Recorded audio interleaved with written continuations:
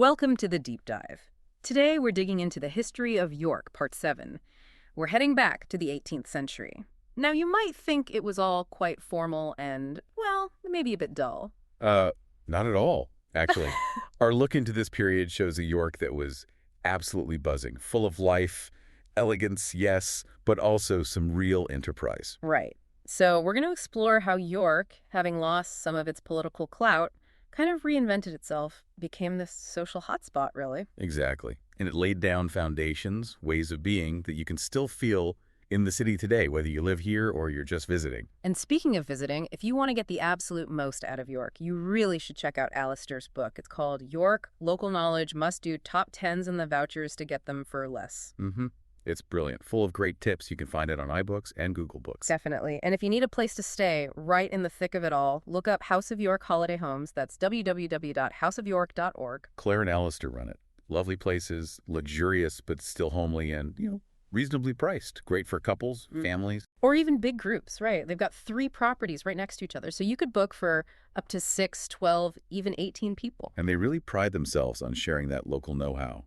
Just like the book, making sure you have a fantastic time. Okay, so back to the 18th century. Nationally, Britain was, well, it was a busy time, wasn't it? Oh, incredibly busy. Yeah. You have the Hanoverian succession taking place, the Act of Union creating Great Britain in 1707. And constant wars, I gather. Yes, often against the French.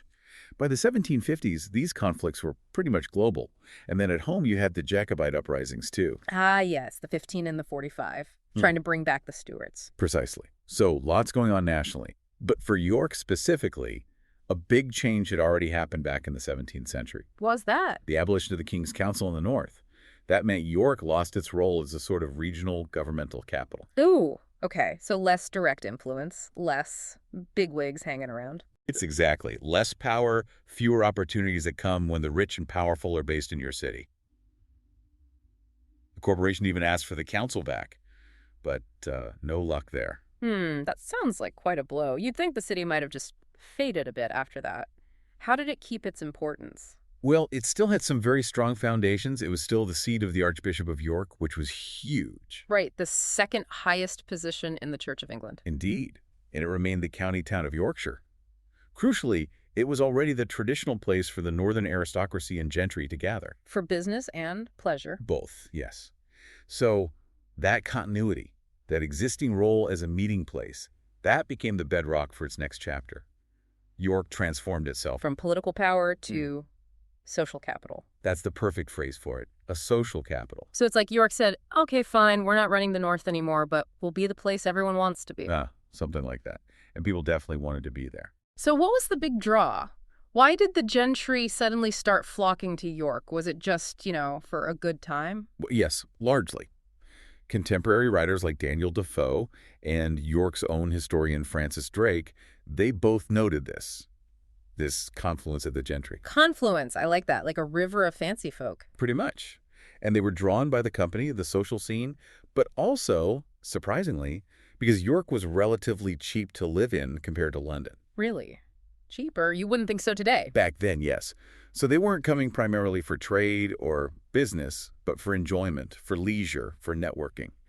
And that created a whole new kind of local economy. Focused on keeping these wealthy visitors happy. Exactly. Providing the goods, the services, the entertainment that this affluent crowd wanted. And they needed some pretty impressive places to hang out and, well, show off, didn't they? Oh, absolutely. That led to some iconic buildings. Take the Mansion House, for instance. Okay, the Lord Mayor's place. Yes. Building started in 1725, and it was actually the very first purpose-built civic residence of its kind in England. Wow, the first. York led the way there. It did. And it just screams Georgian style, doesn't it? It was designed principally for social grandeur, for impressive entertaining. You mentioned the Lord Mayor hosted dinners. Get this, 2 public dining days a week. Can you imagine? Obviously, you had to be the right sort of company, but still, quite the statement of hospitality. Definitely setting a standard. But wasn't there another building that was even more central to the social scene? The assembly rooms. Ah, yes. If the Mansion House was for civic grandeur, the assembly rooms were the absolute pinnacle of York's social life. The greatest symbol, perhaps. Designed by someone rather grand himself, I believe. The third Earl of Burlington, no less. A leading light of the Palladian style. It was a masterpiece. And it had a specific design for assembling. It did. He based the main space on an Egyptian hall, something known from ancient Roman architecture, described by Vitruvius. Perfect for gatherings, dancing, playing cards, having refreshments, tea. The full works. But I heard a funny story about it. Something about fashion. Ah, yes. The famous complaint from the Duchess of Marlborough. She apparently grumbled that she couldn't actually get her enormous hoop skirts between the columns. Oh dear. A proper 18th century fashion problem. Can't have a dance if you can't get through the door. Quite the relatable dilemma for the time. It shows how fashion and architecture sometimes clashed. And there was one architect whose name keeps cropping up for this era in York, John Carr. He was hugely influential, a leading architect of the day, responsible for some really key buildings that still define the city. Like the courthouse. The Assize Courthouse, yes, built between 1773 and 77. Magnificent building. And he designed it with these amazing public galleries, almost like a theater, really, so people could watch the trials unfold. Watching trials as entertainment. Fascinating. What else did Carr build? He also designed the grandstand at the Knavesmire Racecourse. The Stand House, they called it, finished in 1755. Another place for the gentry to see and be seen. Right, the races. Leisure was clearly a massive part of this whole scene. What else did they do for fun, apart from balls and watching trials? Well, Race Week itself was huge. It still survives today as the Ebor Festival, of course. It's been held on the Knavesmire since 1731, a major fixture in the social calendar. And the trials, like Dick Turpin's, that really drew crowds. Oh, absolutely. Dick Turpin's trial in 1739 was a sensation. Attending the assizes, especially for high-profile cases, was definitely a form of public spectacle and entertainment. A bit grim, but I suppose it was dramatic. What about theater?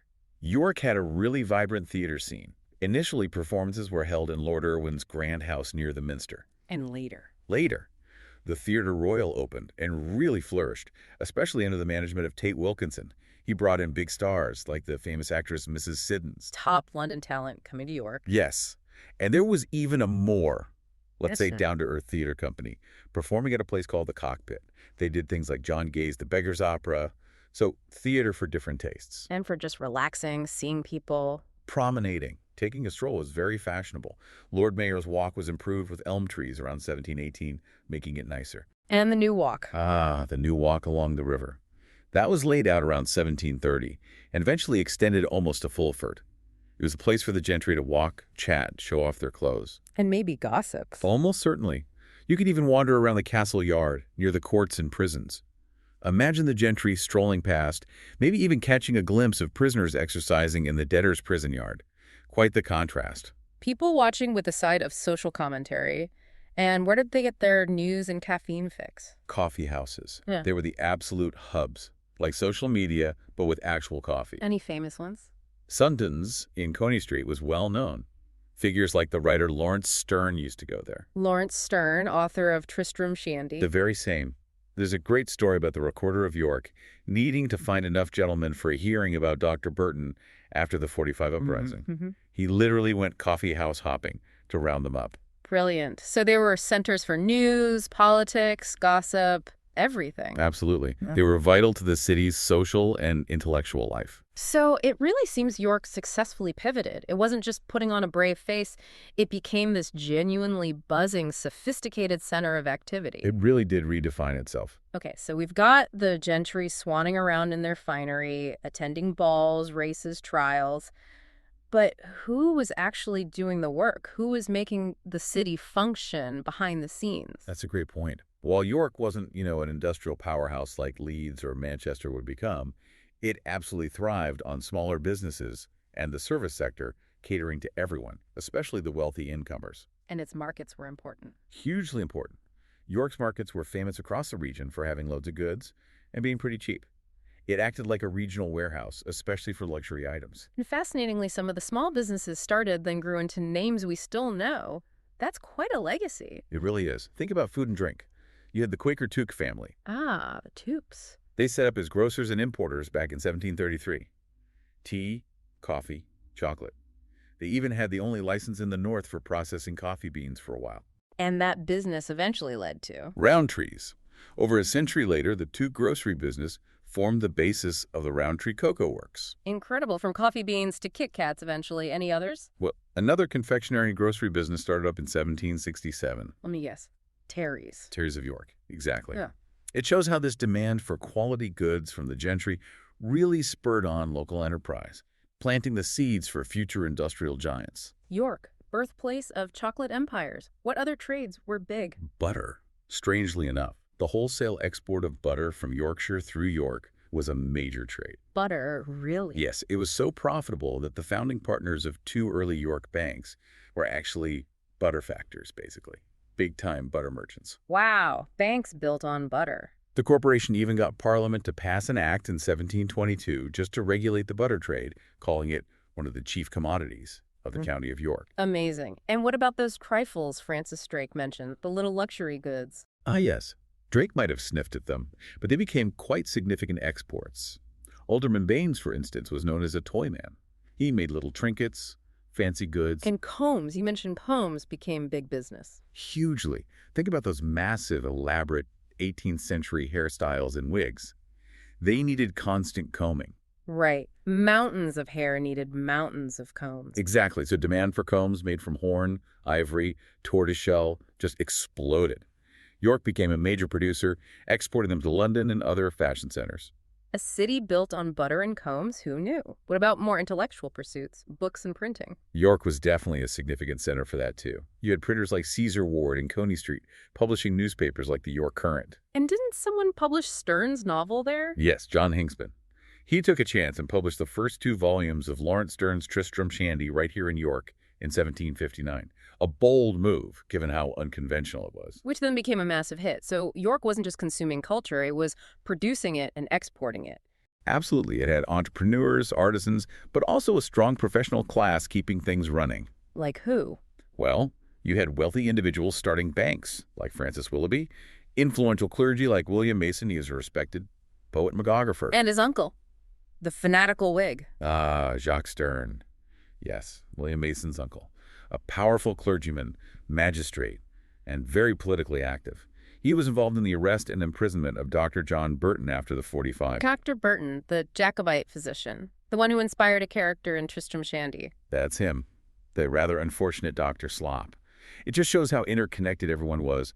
Politics, medicine, literature, all tangled up in these personal stories. It really brings the history alive. And you also had lawyers, architects. Yes, lawyers were essential. Architects like John Carr obviously shaped the city's look, and numerous master craftsmen, silversmiths, furniture makers, artists, all contributing to this vibrant atmosphere. It paints a picture of a really dynamic city, not just reliant on the gentry's spending, but full of its own energy and talent. Precisely. The elegance and the enterprise went hand in hand. Okay, so York's booming, it's fashionable, it's growing, but that must bring problems, right? More people, more carriages. Sounds like traffic jams and maybe less than pristine streets. You're spot on. Early visitors like Celia Fiennes and Daniel Defoe, they admired York's skyline from afar.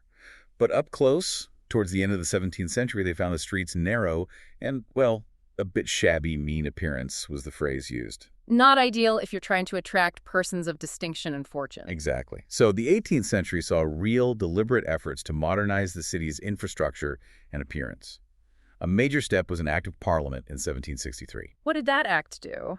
It was pretty comprehensive. It tackled things that were causing offense, basically.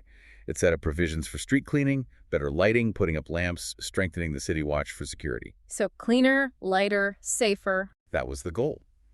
And it also licensed public transport operators, the hackney coachmen, the sedan chair carriers, bringing some order to how people got around. It was all about making York more pleasant, more functional, especially for its target audience. They literally cleaned up their act. And travel to York must have been improving, too. You needed people to be able to get there easily. Absolutely crucial. The old road network around York was gradually brought under what were called turnpike trusts. Toll roads, basically. Yes. Private groups or trusts would maintain a stretch of road and charge tolls to use it. This led to massive improvements. How much faster did travel become? Dramatically faster. The journey time to London, which might have taken 4 days or more at the start of the century, was down to under 36 hours by the 1790s. Wow, that's a huge difference. It really was. By the end of the century, you had daily coaches running between York and London, Leeds, connections to Sheffield, Birmingham, even a daily Royal Mail coach to Liverpool. York was properly connected. And what about the rivers? Were they still important for transport and trade? Very much so. There were long-standing efforts to make the River Ouse easier to navigate. A big step was building a lock and weir downriver at Neyburn in 1757. What did that achieve? It allowed larger boats to come up to York more reliably. By the early 19th century, this made steam packet services possible, connecting York by water to Hull and Leeds. And the other river, the Foss. The Foss was improved too, as canalized in parts. There was something called Wormald's Cut, specifically built to help businesses like breweries, timber merchants, and shipping companies located along the Foss. So improving water transport was key for trade. Vital. It helped maintain York's reputation as a regional supplier of quality goods and reinforced that idea that living in York was good value because things could be brought in efficiently. All these improvements sound great. Cleaner streets, faster travel, better trade. It paints a picture of progress. But it does make you wonder about the people who weren't part of this elegance. That's a very important point. It's easy to get swept up in the Georgian glamour, the assembly rooms, the races, the fancy townhouses. But there was definitely another side to 18th century York. Poverty was still a real issue. Yes, a significant one. We think maybe about a third of the population were in that wealthiest group, and maybe half were involved in working for them or providing services. But that leaves a sizable minority living in poverty. And the city's population was growing. It was. It went up from around 12,000 at the start of the century to maybe 17,000 by the end. That puts pressure on housing, on food, on resources generally. So what did the city actually do to help those who are struggling? Were there systems in place? There were efforts, yes, from both the city corporation and private charities. They provided various forms of poor relief. Like what? Things like small cash payments, subsistence allowances, relief from paying local taxes, which help maybe 500 people each year, and distributing essentials like coal and bread, particularly after harsh winters when work might be scarce and fuel costs high. And trying to provide work, too. Yes, there was an emphasis on that. They set up manufactories, often linked to residential schools. The Blue Coat School for poor boys, for example, taught skills and had them working. Same for the Gray Coat School for girls. Education and employment combined. That was the idea. And parishes also organized workhouses. There was a big union workhouse designed for about 150 paupers, aiming to employ them in making woolen goods, like spinning yarn. Right, the workhouse system. And what about housing for the poor or elderly? Were there almshouses? Yes, York had a strong tradition of almshouses, often funded by wealthy individuals leaving money in their wills. Dame Sarah Hewley's charity, founded right at the start of the century in 1700, set up a hospital or almshouse for poor people. And specific ones for certain groups. There were. Mary Wandesford left money in 1726, specifically to build a house for the use of 10 poor gentlewomen who were never married. That became Wandesford House, which still exists. For unmarried gentlewomen, that's quite specific. It reflects the particular vulnerability of women from respectable backgrounds who didn't marry and lacked family support. And Dorothy Wilson's charity from 1765 was similar. It provided for 10 poor women and also funded a school for 20 boys. So it shows a city that was aware of poverty and inequality and was trying, through various means, civic and private, to provide some level of support. It wasn't just ignoring the problem. No, definitely not. It shows a community grappling with the consequences of its growth and its social structure, trying to support different groups within it, not just the fashionable elite enjoying the new amenities. It adds a really important layer to the story of Georgian York. Absolutely. So by the end of the 18th century, York really had transformed. It looked different, less crowded, more spacious, definitely cleaner and better lit, more orderly than it had been 100 years before. It had successfully made that transition. It had evolved from its past role into something new. As that 1763 Act proudly stated, it was seen as a capital city of the northern parts of England and a place of great resort and much frequented by persons of distinction and fortune. So, tying it all together, what does this legacy of elegance and enterprise mean for us today? When you walk around York now, what should you look for? Well, so much of what you experience is a direct result of this period. The human scale of the city center, the proportions of the streets, and many of the beautiful buildings you see. A Georgian sense of order and elegance is still there. And specific landmarks, too. Obvious symbols like the Mansion House, the Assembly Rooms, Carr's Courthouse, they're physical reminders of that civic pride and social ambition. Yeah. But perhaps the most valuable thing it left us Go on. is the habit itself. The very idea of visiting York for enjoyment, for pleasure, for leisure, that was really cemented in the 18th century. Ah, that's a great point. We're still doing what the Georgian gentry did, coming to York to have a good time. Exactly. It's that enduring appeal, that legacy as a place of resort that makes York continue to be such a desirable place to live and, of course, to visit. So next time you're strolling down Stonegate, or maybe admiring the assembly rooms, Think about those layers of history. Consider how the ambitions, the entertainments, even the traffic problems and social concerns of the 18th century are still echoing around you, still shaping your experience of the city today. what an incredible deep dive. We've really seen Georgian York come alive, the elegance, the enterprise, the challenges. Even the butter, you can almost hear those carriages rattling on the cobbles. It's been a real pleasure to unpack this fascinating period. It truly was a time that defined so much of the York we know. Absolutely. Now, before we let you go, don't forget, if you want even more fantastic insights into making the most of York, Alistair's book is the place to look. That's York Local Knowledge Must Do Top 10s and the Vouchers to Get Them for Less. Available on iBooks and Google Books. Highly recommended. And for that perfect, comfy, luxurious base camp for your own York explorations, remember Claire and Alistair at House of York Holiday Homes. www.houseofyork.org. Great places, great locations, perfect for any group size, and they really do help you have the best visit. Couldn't agree more. Well, that's all from us for this deep dive. Until next time, keep exploring, keep learning, and keep enjoying magnificent York.